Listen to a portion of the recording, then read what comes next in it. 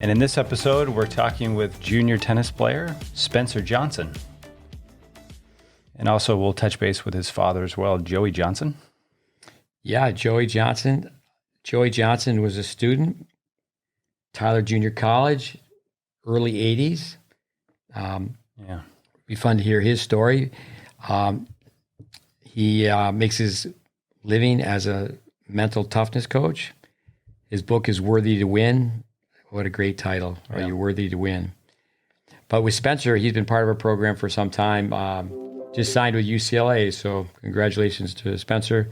But during the pandemic, we called Spencer up because he spent so much time with us. A full-time, part-time student. I mean, he spent months at a time with us.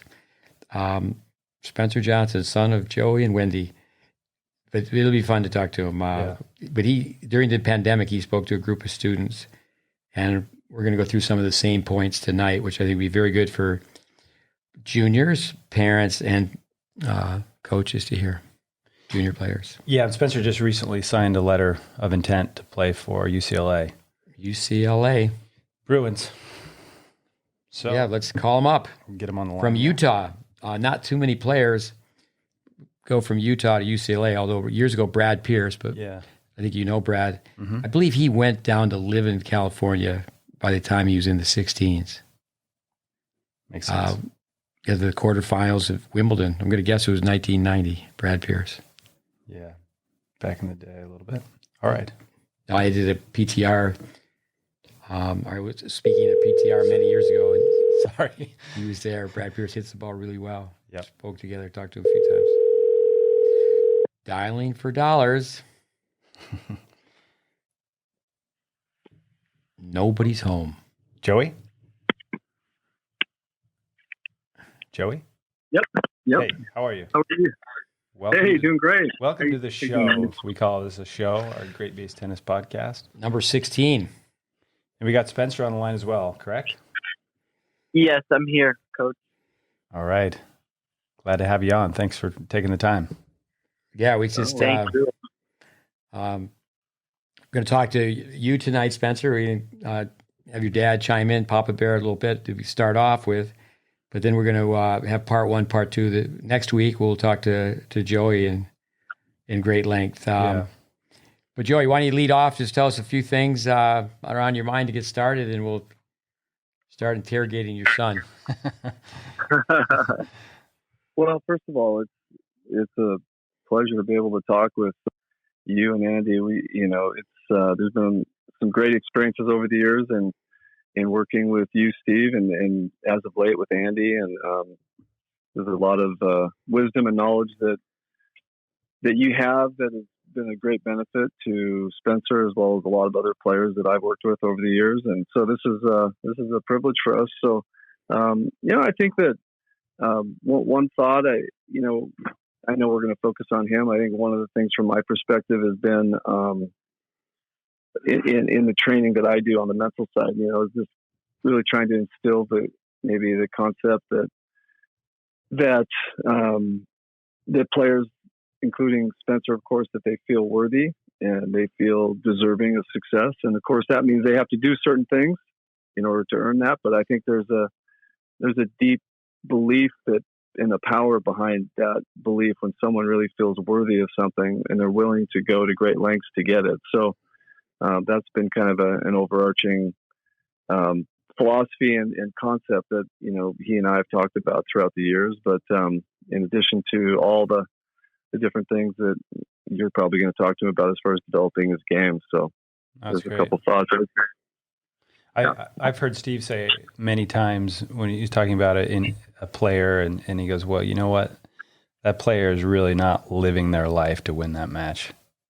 And I think that's another way to say, they're not worthy of winning that match because of the way, they're not doing the daily routines or the things they're supposed to do on a regular basis to win. You're not living your life to win that match. So I like that. And obviously that phrase "worthy to win" is cool. Well, I think also too, John Wooden, never mentioned the word winning. The great late John Wooden, who obviously, Spencer, you go to UCLA. Congratulations again on that. Where you'll you go into this. Thank you. I'm sure when you took a campus tour, you saw the pyramid of success with winning. People just really in junior tennis, we'll get to go into that, but they get so hung up on winning, so outcome oriented instead of the performance. The process. Yeah, love the process. The process will love you back. Yeah. Spencer, let's start. I'll ask you a question on your family. I was talking to a mom and a dad today. Their son is here, an Irish kid, and he's the youngest of 6, and I'm the youngest of 6. And I always say, the best comes last. The father said he's number 6 out of 8, so I'll have to give him the gears on not being the best. But you're the youngest of 5, right? Yeah. So let me ask you a question. Do you think the youngest child is spoiled?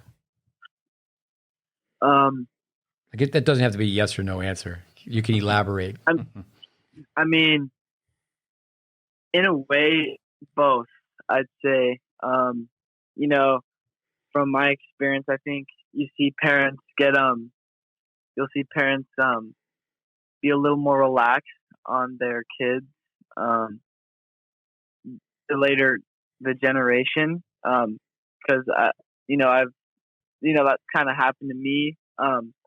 They may get a little more relaxed, but in a way, they're not as all over you. So it really just depends on how you look at it. Yeah, I think go ahead. I was just gonna say, it really just depends on your family and what your parents are looking to do with you as a kid. Certainly, a lot of variables or the complexities, the gender, the age. I tell people that I had 8 in the family. I had 3 sets of parents because I had one easygoing brother. So that means besides my parents, I had 2 sisters and 2 brothers that were giving me advice. I remember the comedian Jim Gaffigan talking something about, having a 5th kid is like when you have 4 kids and you're in the water and then someone hands you a 5th kid. Yeah, the punchline is when the mom, so Wendy, when your mom had child number 5, it's like you're treading water, you're swimming, and someone hands you a baby. I do think that it's a really interesting scenario, the set of circumstances. A lot of times the older siblings, they set a path for the younger ones to follow. Right. But I think with larger families, there's more lessons to learn because, I know when my father would be upset with one of my older brothers, it was like, we're all in trouble. Yeah. Let's talk about your beginning with us. You remember the toy? What was the name of that toy? It was a green kendama. And you might have to explain what a kendama is to our listeners. It's like a yo-yo. How would you describe it? It's made out of wood. It's a little handle you hold on to it, and it's got a string attached to a ball, and there's cups on the handle, and you try to land the ball in the cups. Yeah, they are addicting. So you were 11, and my advice to you was give it away. Go back to your lovely neighborhood, and maybe initially I told you to throw it in the wastebasket, but why don't you? Yeah, you weren't going to do that. So I said, well, when you get home, just give it to a younger kid in the neighborhood. I remember we had some kids who just had a head start compared to you. I think of Victor Lilov as one who, he's obviously just a little younger than you, and he's won a national title or 2, an international title or 2. Yeah, and you were kind of starstruck by Victor and some of the other players. But I remember just trying to tell you they simply had started the game before you. If Andy had this question, what would you tell your 12-year-old self, 11-year-old self? Yeah, looking back. If you were to give your 12-year-old self some advice. If I could look back and just sit down with myself, I'd tell myself that tennis is a marathon, it's not a sprint, and the really important things are the 10 minutes, 10 minutes, 10 months, 10 years of, doing routines off the court. Cause, I've seen so many kids, and I've seen this happen to my friends where they'll get really good really young. And, people say getting good young's a curse, because you can get entitled and prideful. And, I think growing up in Utah, I didn't have to worry about any of those, due to the fact that it was just me and my dad most of the time out on the court. And, the most important advice is just, no matter where you are and what position you are, it's a marathon. It's all about, having the routine every day. Sometimes, being as a young kid who's lacking discipline, you'll see kids be really motivated for 2 to 3 weeks at a time, and then the next 2 to 3 weeks there's nothing going on. So it's that consistency. I think if I could go back and tell myself, having that consistency in your training is very important. Yeah, you got to have that long-term vision and then deal with a daily process.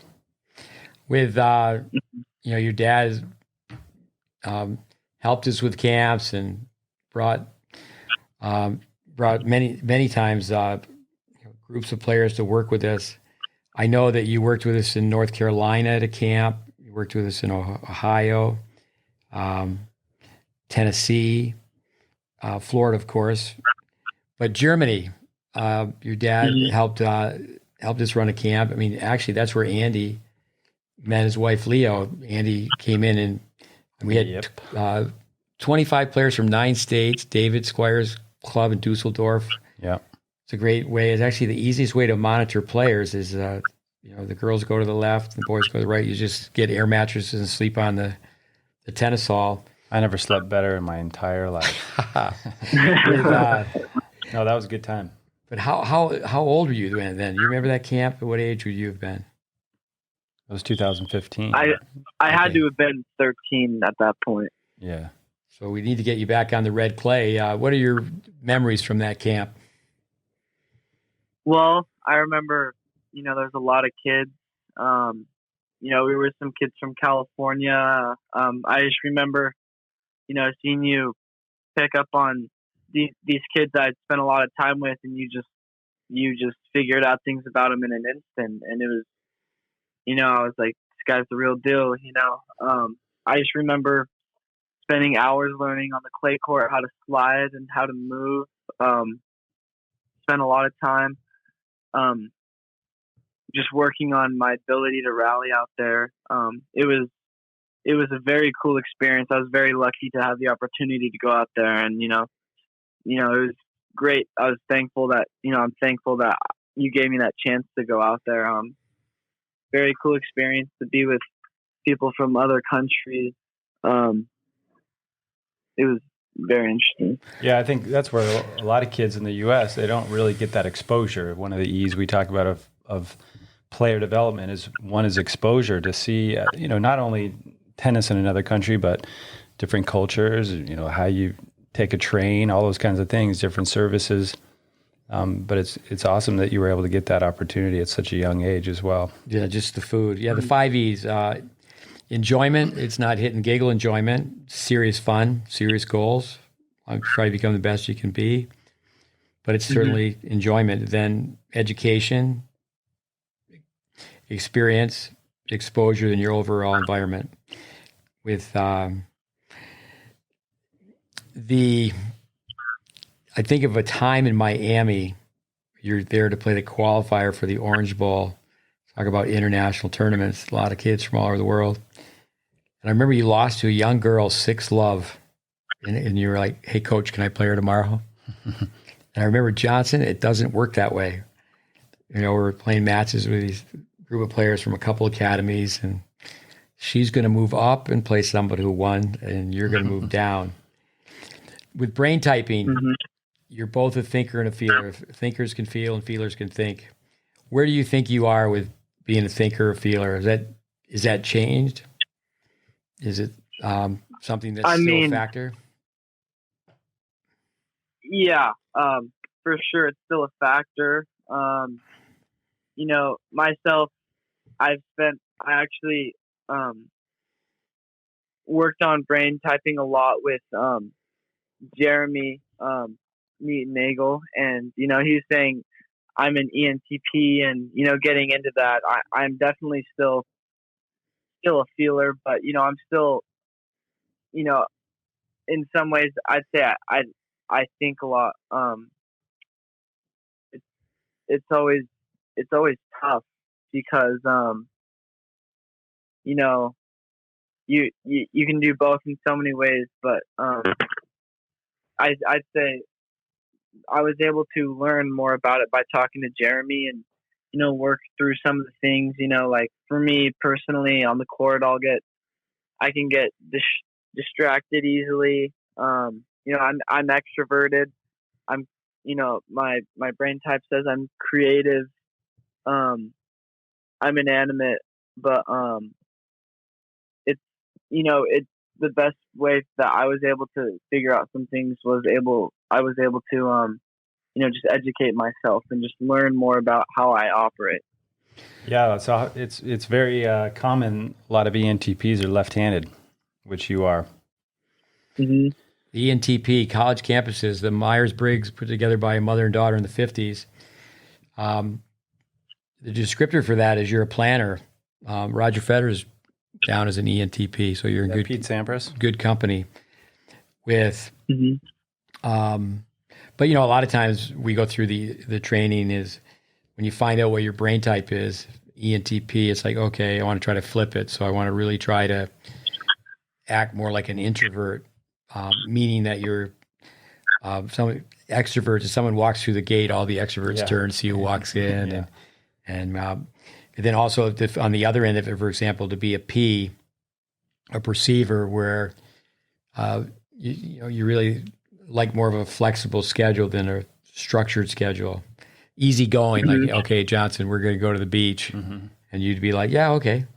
Not that happened when you were here, but so to try to, okay, I know I'm a P, but to act more like a J. What about on motor programming with ENTP? Yeah, I mean, go ahead. Go ahead. Actually, let me ask you. Well, you go ahead. Andy can answer this too, but I should identify who I was asking. No, I think it'd be great to hear what. Go ahead, Johnson. What Jeremy had to say to you. What advice he gave. Well, you. He was telling me, my brain type is more fine motor skill than upper body. I am right brained, and I play my best when I'm loose, and a lot of the things he had me work on were when I was playing a tennis match, he would say, you want to have a song stuck in your head that doesn't have words, like humming a tune. He would have me, he tells me I need to, pick an object in the distance that's interesting to me. It could be a palm tree or a cloud. And, when I'm keep my eyes on that when I'm not playing, so I don't get distracted. For me, it was, a lot of it was, keeping my mind, occupied, but at the same time it was like it was pretty empty.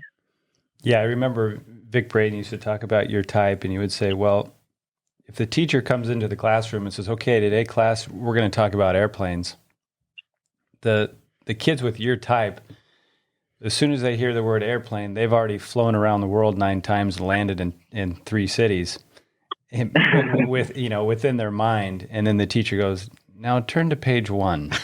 and so, a lot of times those kind of extroverted kids that are intuitive thinkers, their brains are going to go a million miles a minute. And so they're oftentimes prescribed drugs to calm them down. But it's really, you've got to find ways like Jeremy was doing with you to help you with your type in a productive way like that. With the P, you're going to spatially see the field better. You're going to tend to have more fluidity than a J would.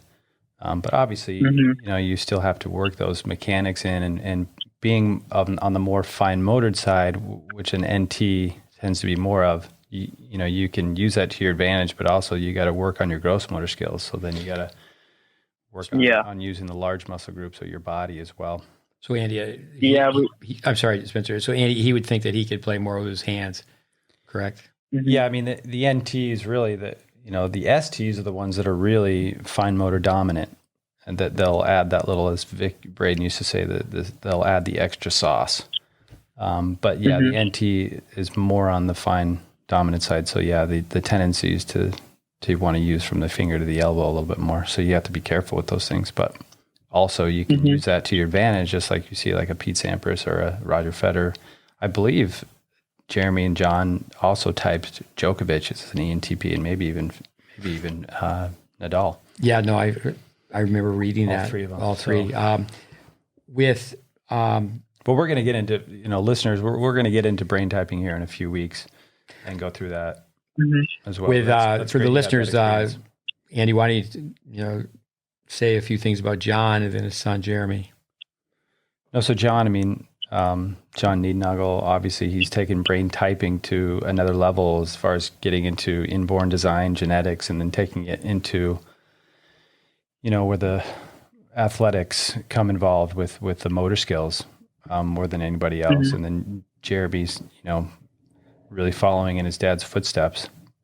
So yeah, again, in that episode, we'll go further in depth with all that, but it's pretty awesome stuff. And all the research has really shown that there's 16 inborn designs. So, innately, and then obviously there's the nurture side of things. So how your environment and the way you grow up. So yeah. Well, Johnson, I guess I have to apologize because there's many times where I said, I thought you had no brain. Let's go to nicknames for a minute. I always tell people that you have to be, I was saying over 60, but now I'm going to have to say close to 70 because I'm closer to 70 to 60. But let's go through some of your nicknames. I like this one. Let me ask you if you remember A Little Dabble Do Ya. Do you remember that? A Little Dabble Do Ya. Yes, I do remember that. Andres Barbosa, nice guy, putting a group of us up at his parents' house. Tennis coach in Miami, and his brother JT, they run Tropical Park where we're playing. So you show up and you didn't have, because when you were really young, you put a little, what would you call it? Oh, in the hair. Oh, hair gel. Oh, you're stylish.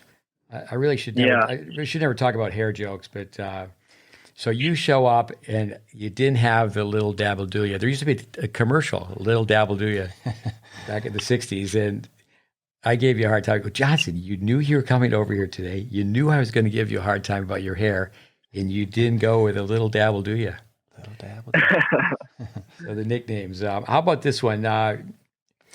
Brian Clark, great guy, great family. They run a club up in Cincinnati, and we just did a camp at his place. Runs a really, really nice indoor club with his brother, Steve. You remember what your nickname was that week? Not so bright assistant. Yeah, so the kids in the camp, you had the most experience with the group, and we come in, and I'd have you demo right-handed, left-handed. I'd ask you questions. You were young and shy and turning red when I asked you the question, and every time you came in, every time. I've talked to your mother so many times on the phone. I haven't met your mother in person all these years, but I know that there was another name besides Little Dabble Do Ya. We got the my not so bright assistant, but your mother was really happy when she found out I was calling you what name? It was a puppy dog. Golden Retriever. Yeah. Oh yeah.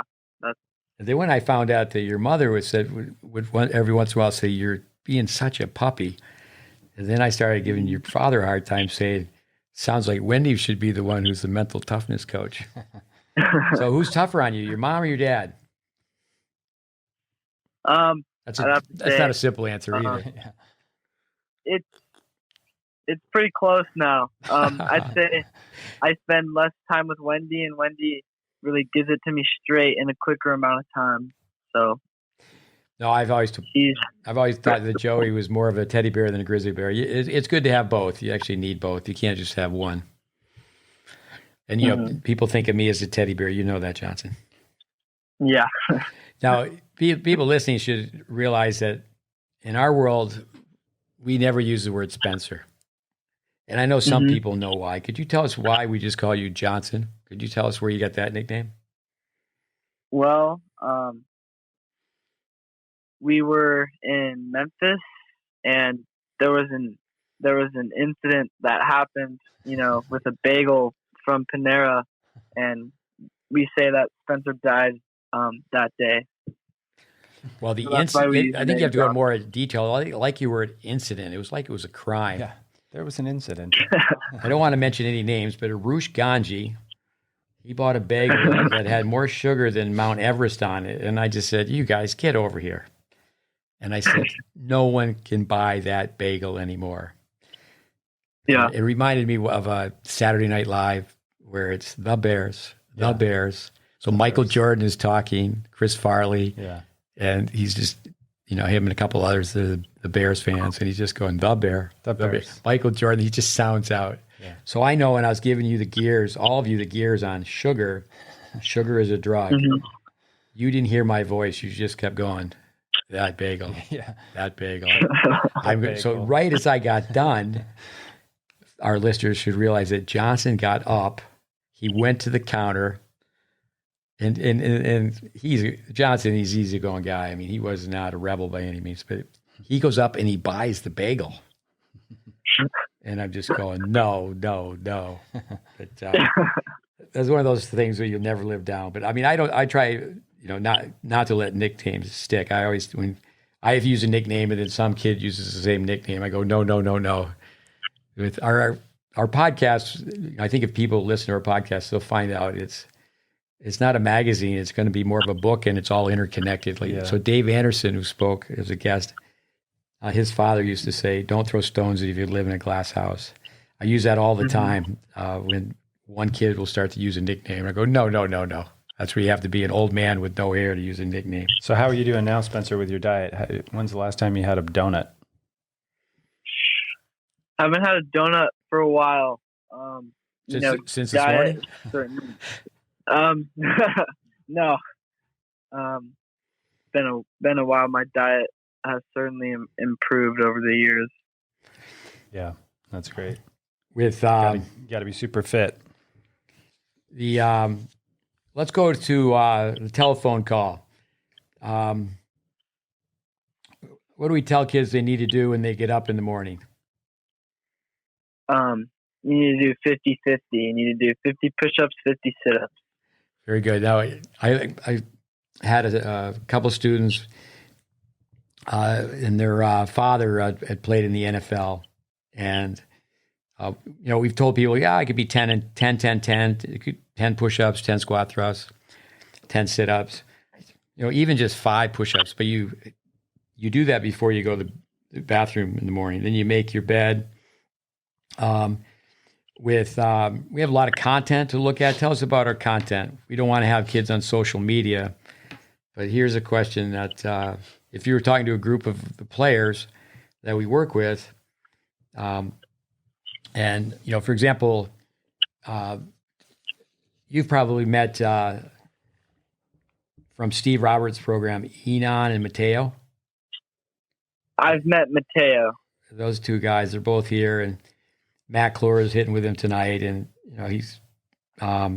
he just said Steve Roberts can teach tennis. Guys hit the ball really well, but so tell us a little bit about what you're supposed to do with the content. What comes to your mind? Well, there's a lot of content. This is where the information is. There's tennis intelligence applied. There's GreatBase Initiative. There's how to practice at home. There's how to use the GreatBase backboard, and there's the building blocks, and it's available for people to read now, and I think it's really important to do to watch the content. The content you can learn how to become a coach. You can learn how to be a player. It's really important. No, it's great to have Andy and his wife Leo here. They're really improving our reach and trying to share information that we've acquired over the years. There's actually a new one that is called what, Andy? The player development course, or Yeah, we've got it was an assignment from the USC high performance program, but the player development, assignment. And then Facebook, we have put up over 10 years of content. One of our students who passed away, unfortunately, Eric Oberhammer, he had leukemia and he wanted to start a Tennis Smith Facebook as he was bedridden. Yeah. And then within a month, he passed away, but we put up something every day since. Yeah. And I can remember one time, like I would have, for like 5 of them in a row, I put a PS, Spencer Johnson, if you've read this, call me today. Do you remember that? Yes, I do remember that. And then some nice mom, she crushed it, called you up, said, Spencer, I think you need to go to Facebook. Because the days went by and some mom came to your rescue. So you missed a few days. Yeah. With go ahead. I was just saying, the Facebook, supposed to look at it every day. I mean, I missed a couple days, but Facebook's your guys' Facebook's a great place just to learn something new every day. Well, we tell parents too is that the parents might want to just look at it, and then on the weekend because academics, kids' homework should come first. But it's amazing. There's people that I've never met in person. I can just tell when I talk to them on the phone. I know you've worked with Petrus Kukimore. He brought 20 plus kids from South Africa, and we ran a camp at Dave Anderson's place. And Dave Anderson worked with me for 8 years. I mean, 3 years day in and day out, but actually 4 years, but then because it was 3 years at one place, and then it was in Florida. But he had autonomy at these clubs, but it was, right in the next town over. So we really worked together. And so so he met Petrus. He just watched Petrus work, and he goes, oh, he's already worked with you before.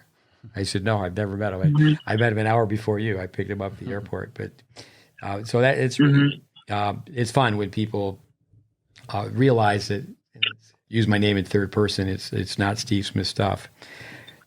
Here are some things that, we get someone like Spencer on the phone, and it just, yes or no. How are you doing with 10 minutes of yoga every day?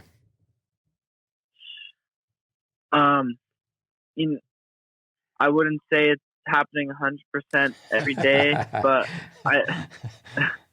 it's a routine. I do stretch every day. It's not perfect yet though. Remember the we call him Rami Baby, the superstar intern that went to Germany with us? Yeah. I mean, he was so young and helped out in so many ways. He's a superstar. He went through the 10 minutes of yoga that we did every day at that camp, and he continues to do it every day. Yeah. And that's where he's a superstar. The notes in a journal, you take notes in practice, you write a journal, then you have some reflective thought. How are you doing with that? You find time to just sit down and go, okay, what do I need to accomplish today? How are the journaling? How is Johnson doing with that? I have been, I do journal quite a lot now. It's journaling, it's really important for players so they can have, so they can build reflective thought. That's a really important part about improving. I'd say it's, I do journal a lot now. It's part of my routine. So in journaling, what would you be writing when you go from high altitude to sea level? Would you make that change? You have to actually, what's more difficult, to go from sea level to high altitude to sea level? You've obviously done. Well, I mean, yeah, I've done a lot of that in my day. Going from high altitude to sea level, it's really important to, have air targets. It's really important to stay in the rally, because in high altitude you can blast balls by people, but you go back to low altitude, those shots aren't winners anymore. You really have to work the point, and you learn to construct points a lot more. And then going from sea level to high altitude, it gives you a chance to be more aggressive and put pressure on people. So I tell myself, try to finish points at the net, finish points in a point-ending situation. What about string tension? You use different string tension? You keep notes on that? Yeah. So when I'm in Utah, I'll string my rackets at around like 55 pounds, and then when I'm in low altitude, I'll string them around 51 pounds. With some other things I have on this list, clipboard by the TV. I mean, are you charting? It's nice to see a kid who's watching the tennis channel and they say, okay, we're just going to chart 10 points. And there's so many different ways to chart, but we use that simple T chart from Bill Jacobson's program years and years ago. Are you doing any charting, like even of your own matches? Yes, I do. I started filming my own matches. I got a camera, and I do. I reflect and I chart my matches now. Great. What about the we have the daily monitoring program, where now we call it the GreatBase 8. So you do the 8 essential strokes, DMP, and then a simple exercise of your choice. Have you been keeping up on that as far as the daily routine goes? No, I haven't. You blew it. I've been blowing it on the DMP. I really think I need to start doing that now. I just haven't owned it yet. I've been a 2, not a 1 with the DMP, and I think I need to get back on track with that, and make it a priority, like looking at the Facebook post or doing my routine. Yeah, I think we tell people, obviously Steve can talk about this, if you're a 1 or a 2, basically are you in or are you out? But I was telling your dad, and for the listeners at home, let's just say you're trying to get better at anything, but you want to try to set up your environment for success. So if you're trying to, let's say, make a goal of, hey, I need to shadow swing more, just having your racket out and ready, or one racket out and ready next to a mirror, just so it's like, hey, you could be walking by, pick up your racket and do shadow swings. Or if it's, hey, I need to jump rope more, okay, I'm going to have my jump rope right here in the garage. So I'll have an area where I could just walk by, start jumping rope. So whether it's you have to... On that note, yeah, I just bought a tripod, and I'm gonna set it up so it's there. So I'll make sure to do the DMP every day. Yeah, exactly. One thing, 1s are all in, 2s are not all in. Mm-hmm. But with the DMP, obviously you've progressed. You put a lot of years in already, and you're still young. I mean, you're 17, right? Yes. So I mean, just 7 more years, you're still 24. It's just a random number, but someone like yourself, you really should do DMP. Rabbi, teach by example, be the example with, so other kids could see you do it. And it would be, you don't yourself, you'll benefit by doing DMP, but it's more to help others. The kids that, were like you, a beginner and had to go up in the game. I think, going back to brain typing just a little bit, when you're a P, you're not going to tend to have, structure automatically. You're not going to, need that closure and structure. You want to just go with the flow. I'm a P and kind of wing it day by day. But that's where it's important to go, okay, here, here's the non-negotiables. These are the things I need to do every day. Make a list, make a chart. Yeah. And then you can check those off at the end of the day. You can take inventory. So as you move forward, in your career, as we say that your tennis journey, keep going with that journal stuff and keep making those mini plans for each day. As an older player of doing the GreatBase, something I can always work on is my leadership qualities. Definitely need to get better, and a way to improve that would be doing the DMP and showing people that you, no matter how old you are, you should be doing the DMP. So that's all. I'm going to get on that. No, that's well stated. Yeah. One to lead is initially just do it by example instead of doing it by voice. Yeah. With Wendy and Joey feeding a family of 5, they've spent a few dollars on groceries. So we know you're hungry for food. If you could just, and that's a mind vitamin we use all the time. Hungry dog hunts best. Is you got to think of these things as food. Some of it you don't have to do. Like there's some things that are extreme. Like, hey, you've lost to somebody. Make a list of the people you've lost to. I mean, you can put it on the refrigerator door. We know you're going to go to the refrigerator, and there's somebody that you really want to beat. Maybe put it where you brush your teeth and you're looking in the mirror, but to just write that down. And I do think, the room next to our podcast room is a chess room, and kids play chess. And when a kid plays a chess match and they lose, it's like, okay, you're better than me. Yeah. They play a tennis match and lose, and they're like, okay, I'll beat you tomorrow. And usually it's like, no, I got to go work on some things. Yeah. How about the skip rope routine? You share with the listeners the boxer's routine. You know that answer? Yes. So 12 minutes. It's 3 minutes on, 1 minute off. I've been doing the routine a lot more. Coaches, keep telling me to do that. For me, I've been growing a lot. I'm 6'3" in my legs. I really need to start improving the way I use my legs. My brain type's more upper body dominant. I wouldn't say I do that every day, but I do that quite a bit.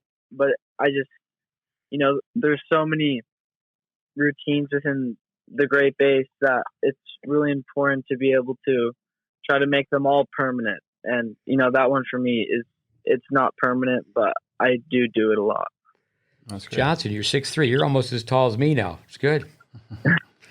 I heard this from Dave Anderson. I steal jokes.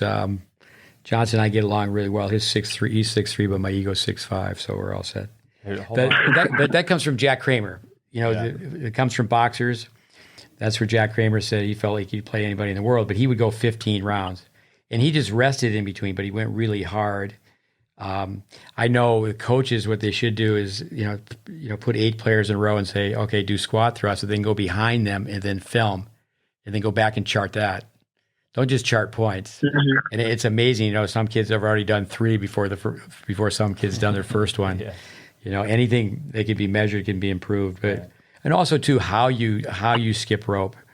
I think David Squire sent this guy to us. He plays for Harvard now. Henry von Schnellenberger, American kid who grew up in Zurich, and he was 8 years old, and Squire said he'll be able to do 80 double jumps, and sure enough, he did 80 double jumps. Coach Ilya, who works with us, he's very clever, very creative in teaching people how to do double jumps, but to get better at it. But the skip rope routine, even if you just did one, you're busy with school, you got this going, you just have to do one. I think of a player we worked with just briefly, but it was, if I had a wish list, I'd put him way at the top. It was a kid by the name of Scott Stewart. His father was a cross country coach, and he ended up playing at the University of Texas. Great competitor. Also wish we had helped him with his strokes when he was a young kid. But his father wanted him to run a mile every day regardless. He could jog it. And I just remember him having a temperature like 104, and he goes, I got to run a mile. But many times the group he was with, they would be leaving, and he would say, hey, could you carry my bag? I'll catch up with you guys. And he'd just go run a mile. Wow, that's great.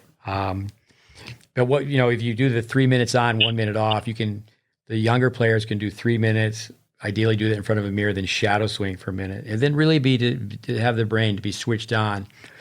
A switched on kid, they're going to grow myelin at a faster rate. How about mirror training? You get that pretty face of yours in the mirror at all? Yeah, I do. In my backyard, I shadow in front of the mirror. The thing about the routines is, like most kids, I'd say I'd get more focused when I know I have competition coming up, and that's when you'll probably see me do my routines, every day.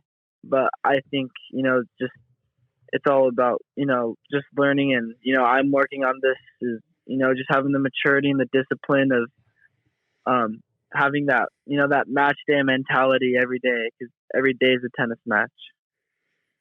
That was good. Mirror training. Obviously you can do it in a window. Certain time of day, you can actually see your shadow. That comes from golf. You think of the baseball player getting the on-deck circle, the golfer. The animal kingdom. How many frog jumps does it take you to get to the net now, Johnson? I haven't measured that one, Coach. Your voice kind of faded away there a little bit. I tell kids we had one player. I just say we had one individual. He almost got up there 3 jumps, but it was a group from Japan. It was a physical trainer that was a decathlete, and he almost got up there in 3 jumps. But wow. Our listeners, the animal kingdom, we do the bear walk, and we do the inchworm, and the swan, and the kangaroo, and the spider. And I think what happens is people forget those. That's why it's so important to have a journal. And also, too, with training, you want to shock your body some. You don't want to get into the routine where you're just always doing the same exercises. Yeah. P90X, right? Are you guys familiar with P90X? Muscle confusion. Yeah. Yeah. How about your day? Do you start in the gym and end in the gym? I wouldn't. It's a trick no, question. I don't. It's a trick question, Johnson. No, I don't. Fill in the blank. Just put your bed in the gym, and then you can say, Fill in the blank. I read in the book Championship Teacher, you're not supposed to give your students any hints. Like, this would not be a good thing to do. Your body is a built-in. Your body's a built-in gym. There you go, Johnson. So every day you can start in the gym and end in the gym, and just this is what I'm going to do with my body. We tell people from Atomic Habit, always have extra reading, even if it's just 2 pages from a book, and put the book on your pillow. We have a lot of players right now reading the book Amazing Racers. It's about a group of high school cross country boys and girls, Central New York, Bill Harris. The one thing, Johnson, we try some things that fail. You remember the times in the van where I was trying to get a group of you to do the vocabulary list? Yes, I totally remember that. Yeah, with tournament research and organization, helping your father out, with what tournaments you can play, what's going on, especially with more and more UTR events being played. Backboard. Tell us a little bit about the portable backboard. I know you had one of those growing up. You hit 40 balls in a minute. How did the young Johnson do with the portable backboard? The backboard, I still have the same one today. I'd say eventually I did log in a lot of balls hit on the backboard, but I'd say when I was really young, when I first got it, I didn't appreciate it or realize that whoever does the most amount of reps is probably going to become the best player. And it wasn't till I got a little older, I realized the importance of the reps and the quality of the reps, and now I'd say the backboard's one of the most important things that I use every day. Yeah, you can hit 40 balls in a minute. That's great. It's great for footwork, fitness, and really forehands and backhands. You can do some things, play a set against it, serve into it. I know Ilya is taking it up to now it's the all-in-one backboard where you can shadow swing your serve off a string that comes down to where your toss would be. Yeah, volley on the back. Volley on the back. But Andy, why don't you tell Johnson what you're doing today with Rami Baby, the new... with the all-in-one backboard, they are creating an app, so it'll be a rep counter for all the different exercises that you can do with it. So you'll attach it with your phone, and it'll count the reps. So that'll be fun when that gets up. I think also for the parents listening, you mentioned you're buying a tripod. I think when parents come home, they're busy. A lot of times, so mom will come in the house and she's just multitasking. She's putting groceries away, starting dinner, switching laundry. She knows what every kid needs to do with their homework. But the young tennis player, it's their academics and their extracurricular, but to set up a tripod and do some routines in front of that. How about being a spot server? Can you tell the group we're putting you on the spot here? Stan Smith, I've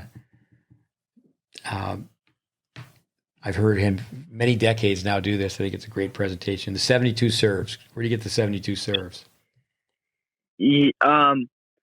Well, we talked about on each side there's 3 places you can stand. There's a flat serve, there's a kick serve, there's a slice serve, and then you have correct me if I'm wrong, is there 4 targets on the serving? Yeah, you got it. So 3 times 3 is 9, times 4 is 36. Teacher, what are you doing? Where do we get to 72 though, Johnson? What are you doing? Oh, I gave it to him. I'm too soft. I'm always told I'm too soft. I'm so soft. Yeah, well, there's 36 combinations and there's 2 sides, so you get 72. I think you've got a chance. Got a chance, yeah. With here's something. Do you chart your screen time? The telephone is no way. The telephone is the enemy. I've busted you a few times when you were younger playing video games. No, do you chart your screen time? I could be wrong. Yes, I do. You liar. No, maybe that's great. Do you have an app, or do you just check your phone for the different things? 'Cause I know they do that. Yeah, I think my phone tells me what my screen time is. Yeah. Oh, the parents should be all over that. It's amazing when we first have people start doing it, and they're 5+ hours a day. Yeah. 5+ hours a day. It's just like, people my age, it's like, okay, I'm just going to sit in front of the TV all day. You don't play tennis with your thumbs. It's like YouTube can be a plus or it can be a minus. We always say YouTube clips, potato chips. You can't just one. How about filming yourself? You film yourself much? Matches or practices? Yes, I do. I have a GoPro now, and I film my matches. That's great. You chart everyone. We talked about charting briefly, but do you go back and watch the matches with Joey or your dad? And yeah, we go back and we critique, and we keep track of statistics. I know you're working right now with other GreatBase players. And I could name TJ and Alex and Zach and Aiden and whoever else. Sydney, your dad obviously cares about those players and talks to me on a regular basis about them. With just getting groups of 3. One person feeds, one person hits, one person's films. Andy's always emphasizing it'd be best if you could just film. If you can only film one angle, film from behind and see how far that racket's getting below the ball, how far you are away from your body. Is your body just like you're throwing off ground strokes, serves as well? Is it just like you're throwing a medicine ball and you see the body snap upward, where you translate the energy from the ground reaction force up? That's good. Yeah. I do feel myself at practice a lot, especially on the serve. I do film my strokes quite a bit. That's great. We have some toys here. I say that equipment to practice with, and a lot of it, when you really look at it, it's not that expensive. But the sliding board, we're always telling kids, just you can even put it in front of a portable backboard, but to shadow swing, you shadow swing an open stance. You shadow swing where you're swinging upward, where it's an off-base passing shot. So I think a lot of people who have a quick glance at the GreatBase think that we're always just doing the traditional, conventional, where every time you can hit the ball off your left foot and hit the ball perfectly. Yeah. With a couple things on a test. Why don't you tell our listeners, Johnson, just got 4 questions here for you, so you can get a 25, a 50. Here we go. A 75 or 100. And Andy's got some toys. Why don't you give us the applause on your new gadget over there, Andy? Well, we've had this gadget for a while, but we haven't used some of these. Do you know any simple, clean jokes, Johnson? Oh, you want to hear laughter? Well, we could. Why is 6 afraid of 7? So we got this, for example. Usually when Steve comes in with a little dad humor, then we give him a little. Yeah, people don't laugh at my jokes, Johnson. I'm really struggling. 6. Why is 6 afraid of 7? 7, 8, 8. And that's what. That's for the bird. That's for the birds, we huh? give them the crickets on that one. But let's go with Johnson. Let's just see if we got the applause button. I think that's this one here. Let's see. Oh, it's the laughter. Laughter. Yeah, I'd like to get laughter. All right, so if he gets it correct, I'll give you the cheering. Cheering. All right. What's your aggressive error margin, Johnson? Well, your aggressive error margin, it's the ideal amount of, times you come to the net. It's, ideally you want to be winning 2 out of 3 points at the net, which equates to 66% of the points you win. And if you're able to keep that up a whole match, you would win 6-0, 6-0 every time. Look at the big brains. Give the guy some applause there. Actually, through every level of tennis, Roger Federer. This is almost verbatim. It's frightening. He's talking about Wimbledon. It's frightening at this level of play that I know when I'm returning serve that less than 2% of the time my opponents are coming to the net. But no, all the way to Wimbledon. Yep. 2 out of 3, 4 out of 6, 8 out of 12. We always tease and say, that kid only goes to the net to pick up balls and shake hands. Roger Federer again. Only good things happen when you go to the net. Roger Federer again.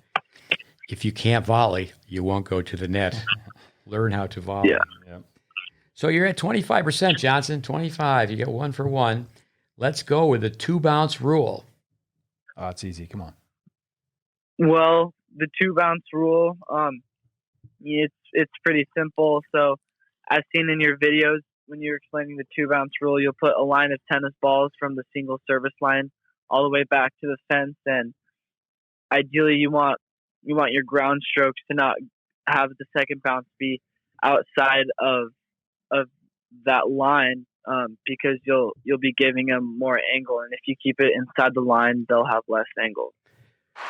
Okay, we'll give that to you for sure. You did say single. You did say single service line. I know that you're too young to have senior moments, but I thought he said sideline. Did he say sideline? We'll give him benefit about it. But you could add that if you're in the defense or neutral area of the red zone, if you obviously can run around your backhand inside the court, spread the court. I think a lot of people that we coach think we're saying never, ever run around your forehand, hit a backhand, but you don't want to do it where you're making the tennis court an aircraft carrier and going further and further back. I'll tell you a quick story from that. Danny Cooper is a lawyer now in Montreal. He spent maybe 15 years on the inside with us hitting balls and learning how to teach. And we were in Surabaya, Indonesia, and the players will bet on anything. And those lines were on the court because if you were playing for money, one team couldn't miss long. They could hit the ball. They could only lose the point if they hit in the net or wide. So they were just teeing off the ball in the fence, towards the fence. You had to play it, which I thought was clever. But having those lines, it's amazing how many kids, they don't get the racket below the ball, and they shift their head. They think the tennis courts, they don't know the tennis court is less than 20 degrees wide. Yeah. So they're not contact oriented, they're target oriented. So they end up pulling, horizontal swing, merry-go-round, ball rotates like a Frisbee, and they hit that side mark, the intersection. This is not part of the test, Johnson, but how far is it? When you hit cross court to the baseline corner and then cross court to the side tee. What are those two numbers, Johnson? Any music? Wait, sorry. Are you asking? So cross court. How wide is a singles court cross court? From corner to corner. Corner to corner is 82.5 feet. You got that. All right. Well, that wasn't one of the 4 questions. We're just having a conversation here. So he's 2 for 2. Give him a little bit of love. Okay. I need to do more of that. I understand. So now what's the number when you pulled and you hit to the side tee? When you hit straight ahead? No, when you go cross court and you don't get below the ball, you open up. Sorry, it's that would be 65.9. 65 Wow. Wow, Johnson. The listeners should know that we did not prepare him for this. Not over. I guess we have for several years now. Yeah. So you're 2 for 2. All right. this was not founded by Ivan Lendl, but a coach I worked with for a long time, he came up with, he said he studied so many of Lendl's matches. What is the Ivan Lendl grid? So the Ivan Lendl grid uses the letters A, B, and C, and Ivan Lendl grids for shot placement. So close to the middle of the court, you have there's an A target on the left side of the court and A on the right, and then you go out a couple more feet, and then you have B and B, and then you find yourself closer to the sideline, and you have C and C. And when you're far behind the court or you're pulled out wide, you want to be able to hit to the A cones to reduce their angle and give you a chance to get in the point. And when the rally's neutral, you can go A and B. And then when you have the chance to hurt your opponent and get your feet inside the court, that's when you can look to hit to the C cone. Johnson nailed it again, 3 for 3. So you have the IQ and the EQ, the emotional or the intellectual quotient and the emotional quotient. We're telling players, parents all the time is that I think of Munaf Patel, his daughter. We trained her for years. She was at that she went to that camp in Germany. I worked with her through Matt Clover. I spent hours and hours working with her. She's on the tennis team as a scholarship at UNC. But her father would say to me, he goes, it's upsetting to me that these kids can all answer the questions when they're sitting down, but when they can actually play, so it's one thing to know it sitting in a chair, but do you actually know it in match play? So you're 3 for 3, Johnson. That means you got a C, 75. Sure. You could get this next one wrong. I'm rooting for you. For you to get an A+, you have to use one word. You could get 100, but for you to get beyond 100, you have to use one word. But define short ball range. This is the most complicated one. All right. So short ball range. Short ball range, it tells you whether you can approach down the line or cross court due to your court position. And short ball range is about 21 feet. 21 feet long, and it depends on your stride, how long your strides are, and depends on your speed. And it's roughly 7 steps of 3 feet. So what does this mean? So if I'm approaching down the line, you're going to be right behind the ball, and you're going to split step, and you're moving right behind the ball. If you approach cross court, you're moving at a diagonal, so you're still moving to the ball. And so, say you're hitting an approach shot, and you're close to the single sideline, and you hit the approach shot cross court. Well, for you to cover ground to cover the court, you're going to be if you hit that approach cross court, you're going to have to cover a lot more court rather than if you went down the line. So, what it's saying is, if you're going to approach cross court, you have to cover more. There's more court to cover, so you need to get inside the court more and be closer to the net. But if you approach down the line, you can be closer to the sideline. You don't have to be as far in the court. And the way it works is, it's kind of, in a way, it's a sphere, and it creates it's a triangle. It's hard to describe without a court, but you create a diagram, and within this triangle, it shows you where you need to be hitting the approach cross court and down the line. Bingo! I'd give him more love. I'll give him some applause on that. Yeah. But I'll give it. Hold on, let's let it go. 4 for 4. I was going to say, Johnson, if you were to describe that in the least amount of words possible, to give somebody a definition of the short ball range. The short ball range is the number of what to get to where? The number of steps to get to the net. Well, or to GVP. There you go. Yeah, we have those 7 concepts for single strategy. We could try to wow people and make it 77, but we call them emotional anchors. So GVP, for our listeners, you come in, good volume position. That comes from Peter Burwash. So you split step halfway between the service line and the net, and then there's a giant letter V, and you're moving. And we know that when you split step, it's been proven in research that just 1 foot lands when you veer off to the right. But initially, we just practice it where you organize your feet, organize your hands. Yeah. But no, that's excellent. Yeah, obviously you understand it is difficult to explain verbally without having it board. The word I was looking for, so you get 100, Johnson, but the word I was looking for was radius, half the diameter. So you say it is 21 feet approximately. You take a rope that's 21 feet, and you describe the downline approach shot up the percentage line to inside of the percentage post. And the listener should know what we've done is just dummied it down where there's a language. So you're playing going up 21 feet. So the person at GVP is holding that, and you're 21 feet back 7 steps. And then you just start walking on a diagonal. You just start walking like you're playing a cross-court approach shot. Cross-court approach shot is very, very effective. Now, we give out a test with 15 questions, and it's not to make anybody feel bad, but it's just to make a point. And it's not really written with trickery, but, use the word always, for example. Should you always go up the line, true or false? And many people, beginning coaches that we train, true. But no, that's great. Let's have Andy. Why don't you ask him a few questions? Like, what are you working on right now with your game, Andy? Why don't you ask him? Well, one thing also that we'll talk about, you're going to UCLA. It's great. On my mind was, when did you kind of know, or did you guys have a plan, you and your dad, where you kind of mapped things out, or did things just kind of happen step by step? Or did you go, okay, hey, we're looking long-term vision.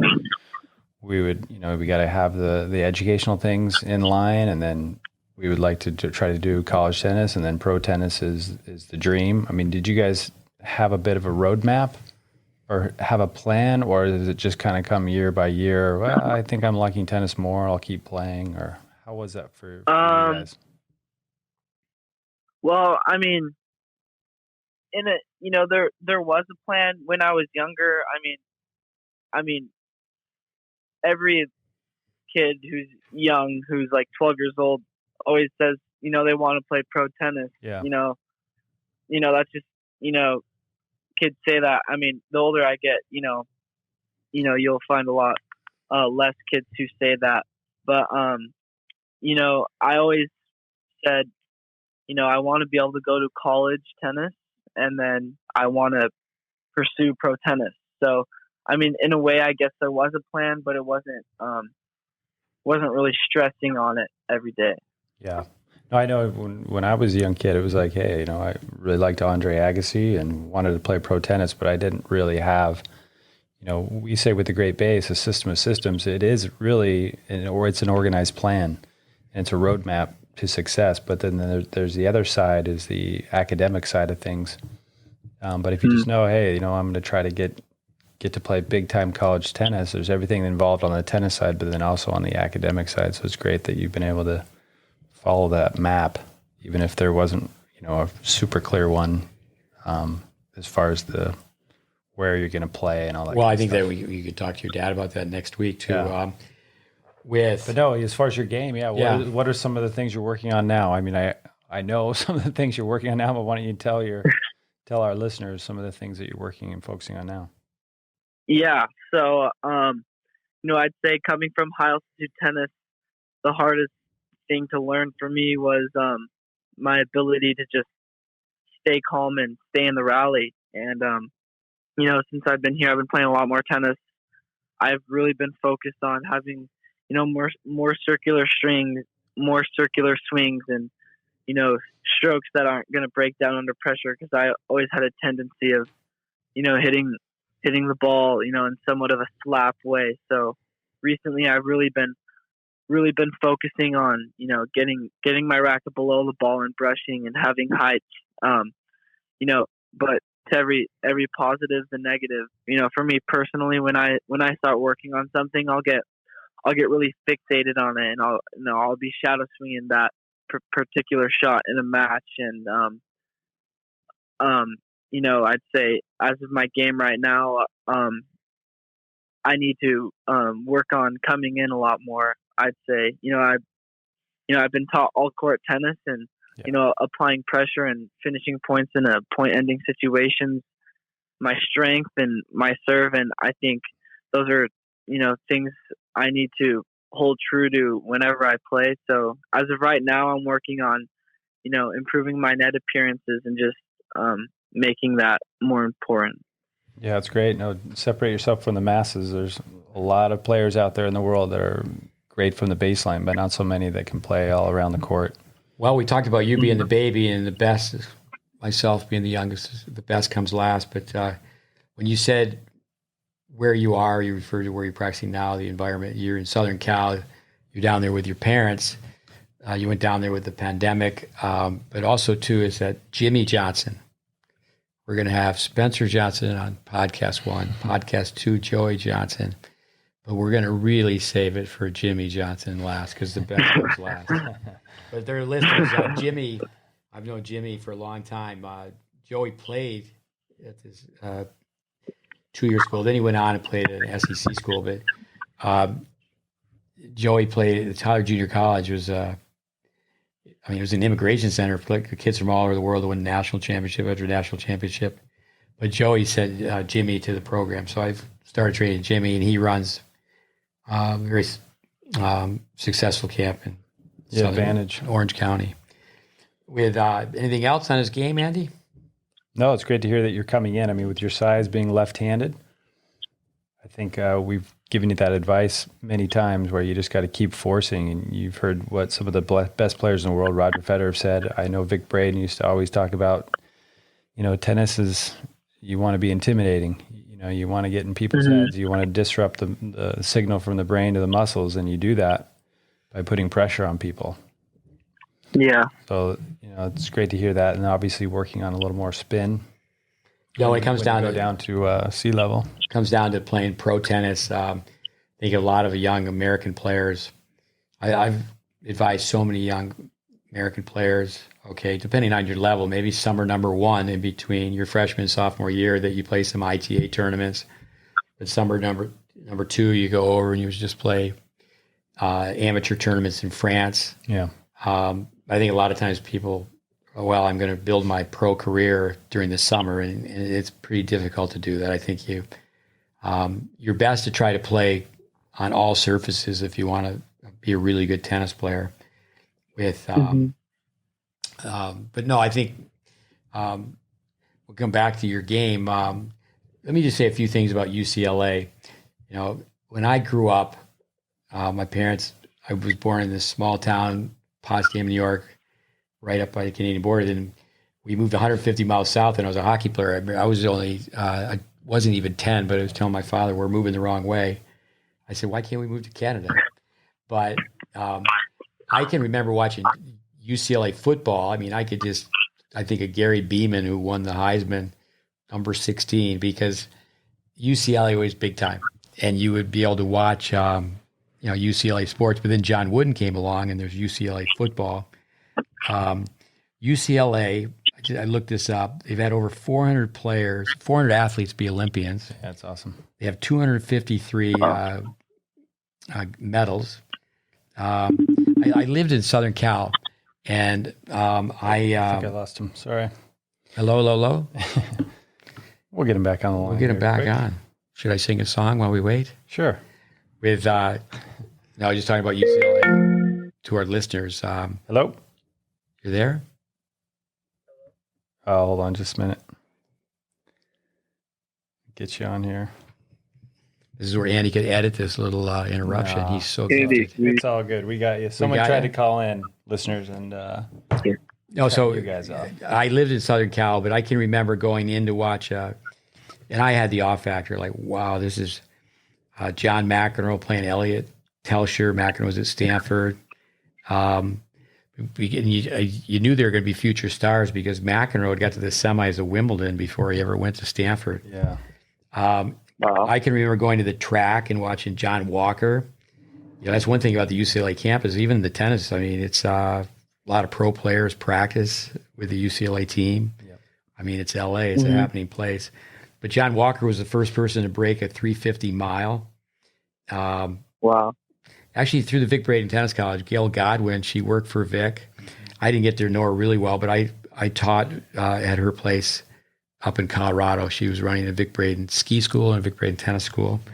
She was a coach at UCLA. Yeah. Mary Lay, who was Vic's head coach for the longest time, she played at UCLA. I think I've got this down in my notes. Arthur Ashe played at UCLA. Won singles and doubles. Obviously went on to win Wimbledon, US Open. He was a freshman, and when he was a freshman, the rule just changed shortly after Arthur, because Jimmy Connors, when he was a freshman, he won the NCAAs playing for UCLA. Just played 1 year, one and done. But Arthur, his freshman year, freshmen couldn't play. They had to just work on their game. Jimmy Connors, for me, I don't think of Jimmy Connors as being old. It was just fixated like Jimbo and Arthur Ashe. But just to let our listeners know, Jimmy, he won 3 out of 4 Grand Slams in 74. In 74, he had signed up to play with the Baltimore Banners. And he was banned because of that. He didn't get to play the French. Billy Martin, your coach, I remember watching him play. When he was 15 years old, I have to just, I would bet dollars to donuts. He might have been 16, but 99% sure he was 15 years old. He went 5 sets at Forest Hills on grass against Stan Smith, US Open. He's a pretty quiet guy, but people would argue that he has the best junior record ever. And, he had success as a pro, but he had bad hips and he didn't last very long. I also think that Billy Martin was the first player younger than Borg to beat Borg. I'd have to double check that. You could ask him that. He won't tell you unless you ask him. There's a girl there right now, Abby Forbes. I always used to tease her father. You're the real Roger. Her father's name is Roger. I filmed her twice, made videos for her twice. She worked with us just a little bit. She worked with Matt and Chris Clore, but she's on the team, and she's a fighter. She's an athlete. I think of Robin Anderson, who we worked with. Her last year in high school, she spent her last spring semester working with us. She was already number 1 in the country, but she came to work on her backhand. And every school in the country wanted Robin Anderson. And I remember there's different polls, but UCLA with public universities, Michigan, UCLA are usually 1 and 2 with public universities. But here's a UCLA story. I'm sure you've heard the name Craig Tyley. He's somebody that was with us for 7 years, and he started as a tennis. He actually started as director of instruction, and then the tennis coach was terminated. So then, on an interim basis, he was a tennis coach, and so he spent 10 Christmases at our place. So really, a guy by the name of Robert Janacek, Canadian. With my former wife, we took our 2 young boys. They were interested in playing hockey. We went to Toronto to live, and Janacek had stopped playing, and he wanted to be trained on how to coach. So we were working with him. But he went to UCLA. He was number 2 in the country. And this comes back to the off factor. I remember giving Tyley a copy of Robert Janacek's technical tape. So we're just showing. I could elaborate upon it now. I still have it in the library. But just so the Illinois guys, because that's when Tyley's team was just climbing, and they weren't even playing against those schools. They weren't getting to the NCAAs. They weren't even getting in the tournament when he first went there. But it's like, okay, these here's a guy that you just don't need to be intimidated. I think a lot of times, it's been said by many experts that 7 out of 10 matches are predetermined. They're over before they even start. But here, Max Cressy, UCLA, he was here when you were here. Yeah. And I'm going to say that, I'm going to guess, I know your father is 6'5", pretty close, that Max Cressy's 6'7". I'm going to guess that you're not going to be as tall as him. Now, another player that probably not. Probably is a weak word, Johnson. You should say you want to bet, but anyway, Mackenzie Mcdonald, during the pandemic, he spent 19 days here, and he'd been here with Matt Cloro, coaches him before that. But here's something too: Mackenzie Mcdonald with the UCLA, and like Arthur Ashe, he won singles and doubles at the NCAA.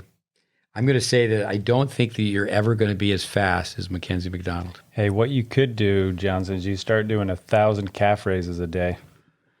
This guy, Yeah. this guy's quick. But the thing is that, but he's just objective. Say, well, that's why you're going to narrow the court. That's why you're going to play going forward more, because I'm not going to be as fast as Mackenzie Mcdonald. But you're going to, not to pick on Lindsay Davenport, she became number one in the world. But when she was number one in the world, I told many girls, I said, you're slow, but I think you're faster than Lindsay Davenport.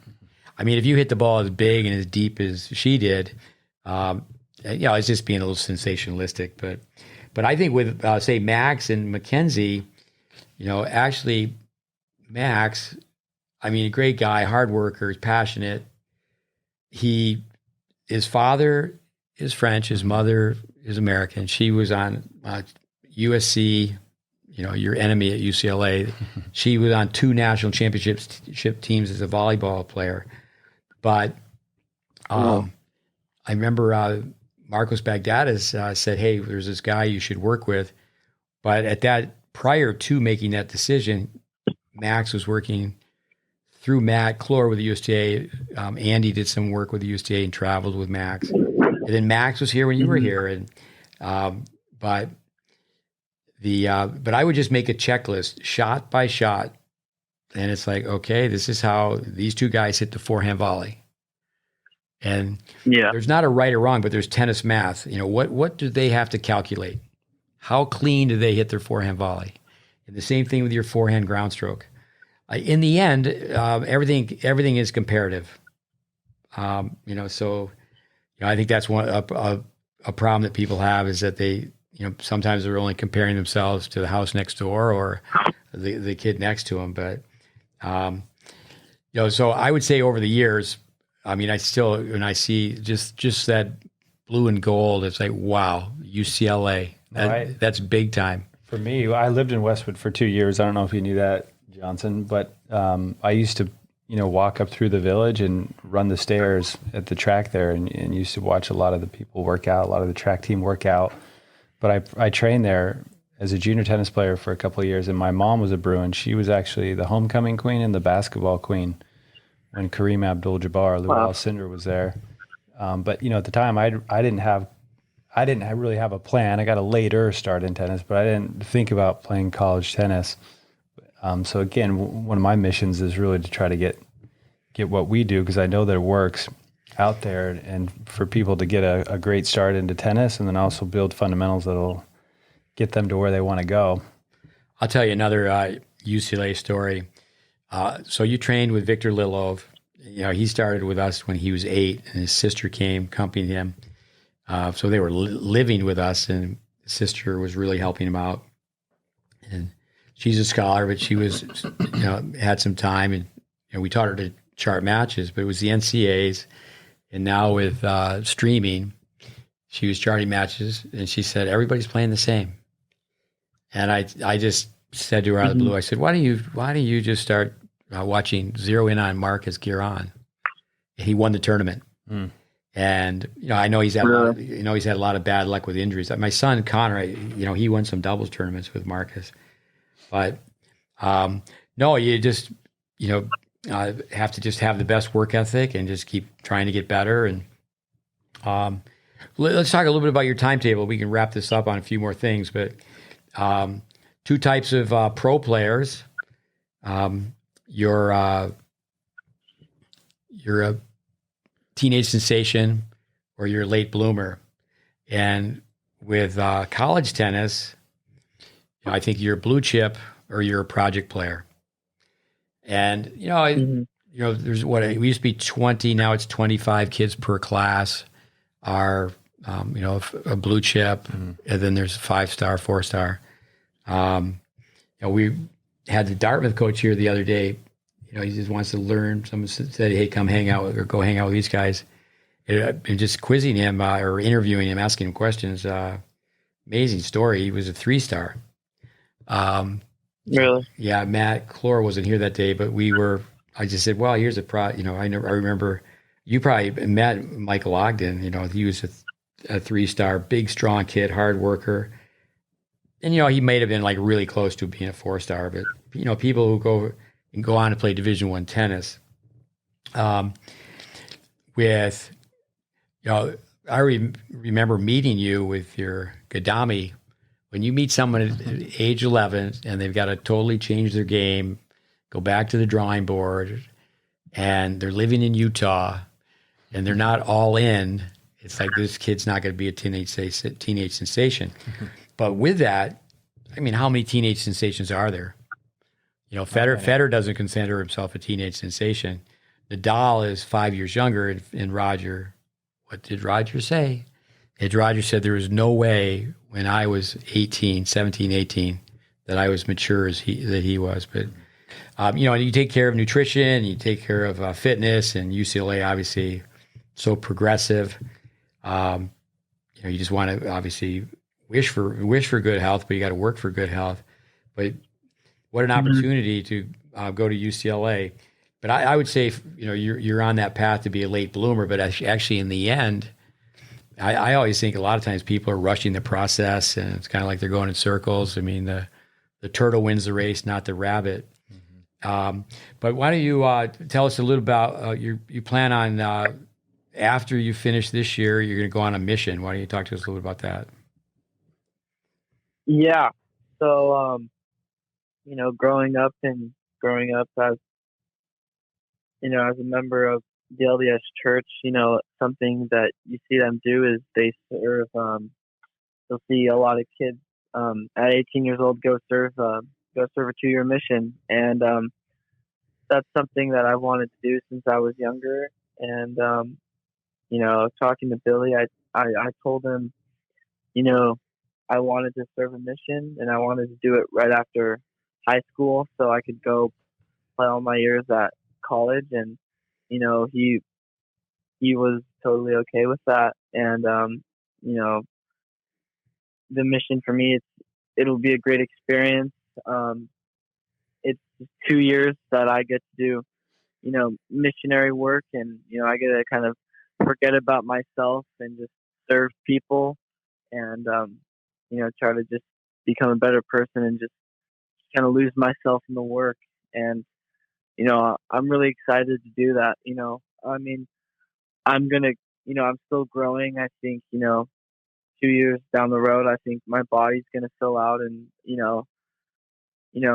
mentally and physically, I'll be more mature and, ready for college tennis. And I'm really excited to have that opportunity. That's great. It's great you made that decision to do that too. It's not an easy decision. I made the same decision right after some college tennis, and it's life-changing. And I think, you're going to serve others, but you're going to get more out of it. Usually that's the way it works. When you serve others, you're the one that gets more out of it. It works that way, but yeah, you'll have some time to mature physically, mentally, emotionally, and I'm sure you're going to have a lot of great stories coming out of that. And you'll have the time there where you can take a racket and shadow swing and go through all your routines. You'll be busy, but you will have some time to stay in form. No, I think your parents have done a great job. I mean, your character, a lot of positives, but I do think with maturity, physical, mentally, emotional. Latter-day Saints, I'll have to get this one in. I was teaching a clinic in Utah with Tommy Fye, great coach, Rick Braden coach. We were staff members together, and a woman asked me if I was LDS. And at the time, I'd spent a lot of time in academia, and I thought she meant learning disabled student. So he gave me the elbow. But no, service, as a kid who grew up in the Catholic religion, I do remember telling you, Johnson, about service. I go, Johnson, I'm a better Mormon than you are. Get over here. But anyway, with the time that you're away from tennis, obviously, I think it was great as you're going to be wrapped up in helping other people out. But when it comes down to the brain will take you back to where you left off.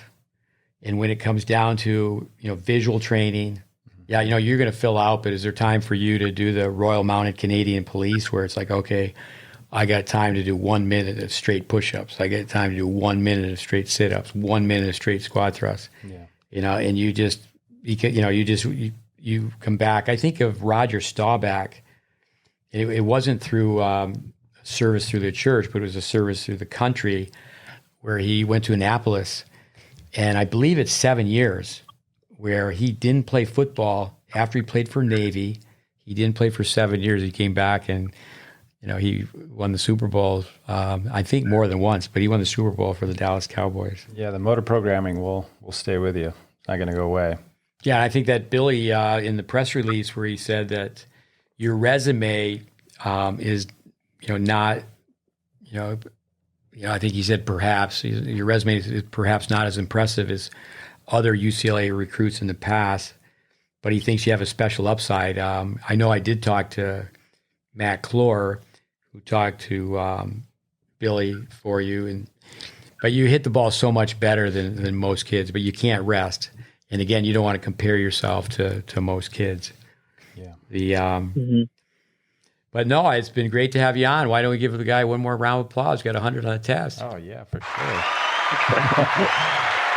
I think my last question for you is, if you were just to give some general advice to junior players coming up that have the goal of playing college tennis, or we could even say big time college tennis, because that's UCLA is a big time school. What advice would you give to junior tennis players? If I could, give advice to people who want to, chase after, playing college tennis, I'd say,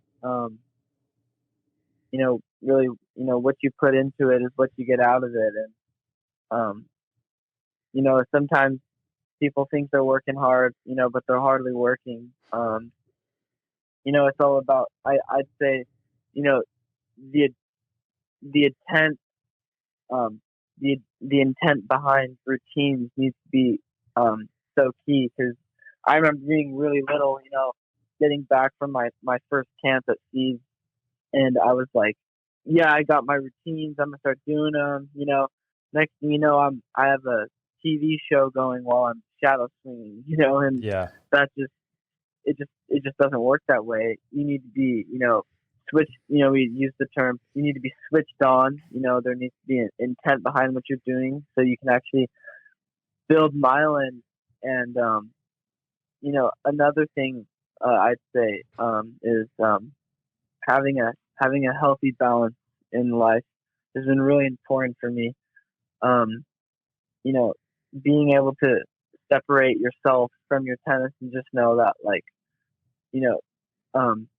depending on, say you're having bad results, and, there's, I've seen a lot of people do this, is their tennis is so connected to who they are as a person. Mm-hmm. And, if they're having bad tennis results, they feel bad about themselves, and, they, just emotionally too attached. And I think, you need to be able to separate yourself from your tennis. Just for me, that's, in my personal experience, that's been really important for me. Just being able to separate who I am as a person. My tennis is not who I am, but, it's the thing I do the most, and I love it. And if you can find that healthy balance, I think, you'll be able to stay in the sport a lot longer. And, having Steve, having you as a mentor, and Andy, you having, meeting you and getting to work with you, I really appreciate the opportunity that you guys have given me to have, have tennis knowledge, and to, give me a shot to be able to, pursue my tennis at the highest level. And, Steve, you've really mentored me over the past, my junior career, and I really appreciate that. Oh, it's great. No, you're more than welcome. It's great advice too. A couple of things. What you just said is that it is a game. Can you hit the yellow ball between the white lines? I remember Steve Wertzman. He's father of Mark and Jeremy Wertzman, and I worked with both boys, but only a little bit with Mark, because by the time I met him, he was already in college. But just like you, I met Jeremy. He was a little kid. He's on our course, Tennis Intelligence Applied. He's ranked 1 in the NCAAs. Coaches at Indiana now. But I remember Steve Wertzman say, there's so many mixed messages. We're telling people, all right, get up in the morning and do yoga and shadow swing in front of the mirror. And there's so many routines. You can't do all of them, but when it comes down to it, it is just a game. And it shouldn't be a matter that, well, okay, I'm a lesser person and, I'm really down on myself because I lost a tennis match. And I think if people come to terms with that, they can just become a better competitor. Jimmy Connors, UCLA boy, the greatest thing in life is to play tennis and win. The second greatest thing is to play tennis and lose. Yeah. One thing about your game, you've had so many people watch you. I think of Stephen Lang, who runs Tennis Memphis, and he obviously, all you got to do is watch him play tennis. I mean, he can just, he's one of, he plays so much tennis. He can go 5 years and not pick up a racket, and then just like, wow, this guy, you could just tell he's a really good tennis player. But he's just one person of many that comes to mind. You were out there with a group, and you might have been dropping sets and whatever. He goes, I like that kid's game, because people like Steven, they just go, okay, this guy has got a very good service motion, and you can play big. I think from the comment, like people that have, they just watched your game and they've always liked it. But you need to impose your will. You need to, if I would just give you one tip, is that Welby Van Horn, we were talking about him last week, is, everybody finds their own game style. Everybody brings their personality into it. And, I think you always want to, say, okay, Johnson, always be a golden retriever off the court. But when you step on the court, you can't be a golden retriever. I mean, I don't think there's probably anybody better to say, Stefan Edberg. They named the Sportsmanship Award after him. And, everybody loves Stefan Edberg, so everybody loves a golden retriever. But, when you step on the court, maybe it's more like a pit bull or, the watchdog, the whatever. But no, it's been great to talk to you. With Annie, anything else? No, I don't know if your dad is still on the line. Yeah, is Joey still there? I'm still here. Okay. Joey went for a walkabout. Joey, the kid did well. We'll have to pat him on the back. I appreciate the time, and I don't know if you wanted to add any extra words, Joey, but we are going to talk to you next week as well. Yeah, I think it's been interesting just kind of hearing the questions and kind of the interaction.